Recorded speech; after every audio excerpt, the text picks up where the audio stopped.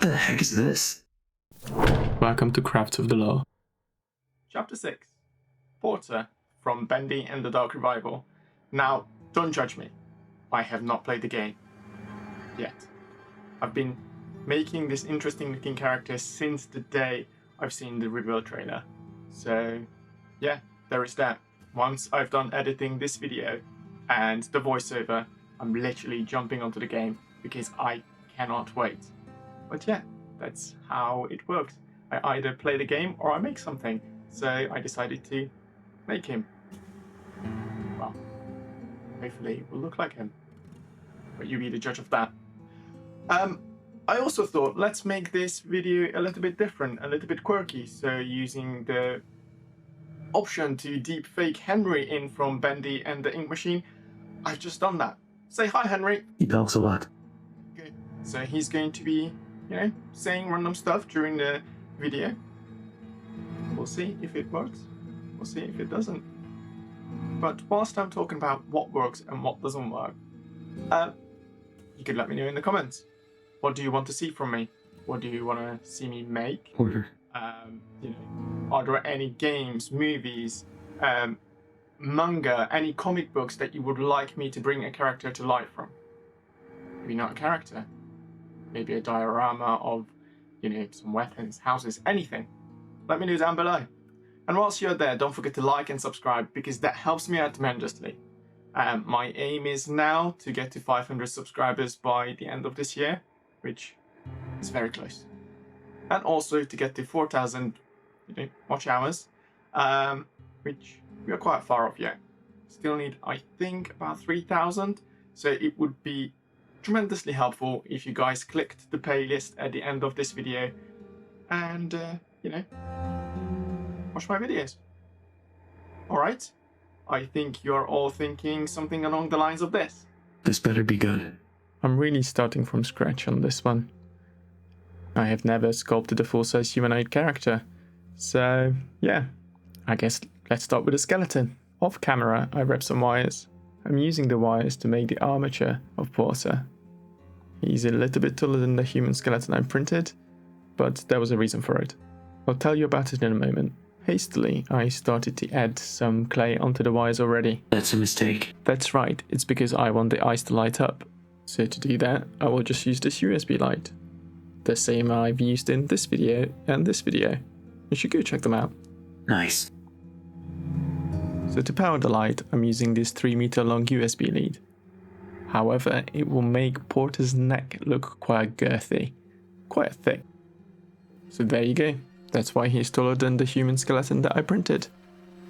To secure the USB light to the lead, I used some electrical tape. To hold the lead in place, I used some more wire wrapped around the armature. Although at this point I really wish that I had a soldering iron. It's so that I could cut the lead in half. It was a pain to work around. For the base, I decided to use this 1-inch foam. I wasn't sure whether it was going to work, but, well, you will see. Also, if you would like to see more, consider becoming my patron. For in exchange for your support, you can get an early glimpse of the projects, vote on what you would like to see me make next, and get your name engraved into the end of my videos. So consider becoming part of the Cult of the Law, link in the description box below. Like I said at the beginning, I've never sculpted a full-size character before. So to make the armature stand, I just stepped it into the foam and hoped for the best. Something's missing. You're right, he is missing some meat off those bones. So here I'm just adding some clay around the shoulder areas and wrapping him up in plenty of tinfoil, like I always do. That should be enough. Okay, I guess it's time for some clay. Here you go. Thanks. I started on the legs, which didn't get much detail, then I worked my way up. At this point, I really didn't know how he looked waist below. The only photos of him that were available at this time were the ones showing him waist up, so let's work on his torso. I kept adding clay, working on his back area, making him a little bit bent forward. As based on his voice from the trailer, he was an aged individual, although his neck, collarbone and pectoral muscles are quite defined. He's a big fella. Porter is described as one of the lost ones, who have somehow managed to retain a sense of humanity despite being completely consumed by the ink. I try to make sure that during my sculpting process, I retain the sense of flow of ink in all the folds and crevices on his body. Here I was going to insert some footage of me making the head, but most of it got lost. That's not good. At this moment in time, I really wasn't happy with how the face looked like, by the way. I thought he looked more like one of those prawns from District 9 than Porter from Bendy and the Dark Revival. So to continue on making his mangled face, I continued on adding more folds and those dangly bits that I've seen in the trailer. I also fixed his eye sockets, as they meant to be a little bit more rounder.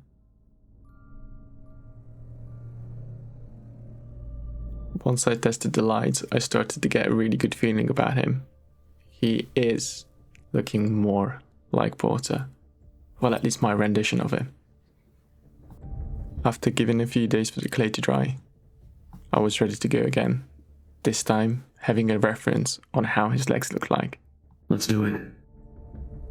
Porter's legs appear a lot more thick and muscular, as opposed to other lost ones. So I filled out both of his thighs and calves, still trying to make sure that it looks fluid, as if he would be covered in ink. I was also ready to do the arms. The position that I chose for him to be standing in is as if he's trying to tell you something, pointing towards somewhere for you to go. But of course, I cannot forget about the drippy ink underneath both of his armpits. For the larger drool of ink underneath his dry arm, I covered a piece of wire in clay, then molded it to his body. In the end, I think it turns out looking pretty great. I also gave him hands, but I didn't give them much detail. They look a bit like sausage fingers. I've done the other arm and hand off camera and let him dry for a few more days, maybe for a bit too long. Anyway, on to the next step. Just need to get the ink flowing. And to do just that, I use Mod Podge and black paint. I bet you haven't seen this done before. The Mod Podge does help sealing the clay, and the black paint, well, it's a great base for the black primer that I will put on, just in a moment. I did consider leaving him just like this, but from all reference images that I've seen of him, he had this golden, brownish, glistening glow to him. I am using polished gold and Game Color's Sun Yellow, give him some glistening shine. I also highlighted the edges of the folds of his skin in some choice areas.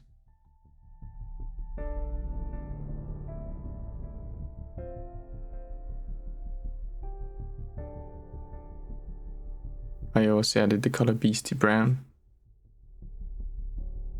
and a gentle amount of Silver white. Yeah, just to highlight some more areas.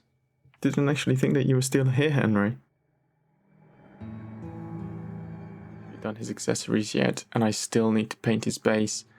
I wonder if you could give me a hand with those, if that's okay. Sure, let me do that. That's awfully kind of you, thank you. Back to the base. It is a mixture of black paint, PVA glue, and all-purpose filler. Once I finish with this, Porter will get a generous black wash, and that's about it. I wonder how Henry's getting on. Where the hell did he go?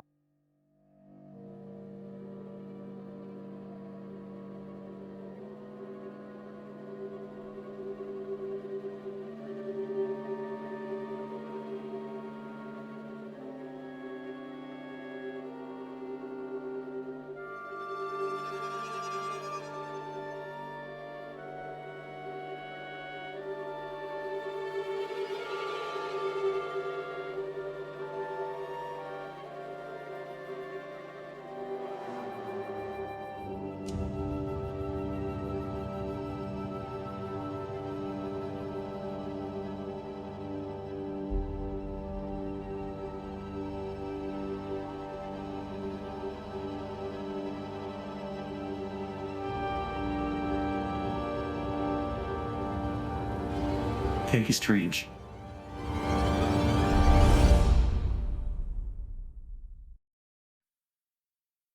And with that, Porter is now complete. What do you think? Did he turn out okay? Does he look like Porter from the game? Does he even resemble a little bit? Well, you know what? Let me know down in the comments below. Also, whilst you're there, don't forget to like, subscribe, and, hit the notification bell. Why not? Thank you for Kaiki Strange for continuing to support my channel. And if you would like to become my Patreon, then also check out the link in the description box. Wow. That was fun. Until next time.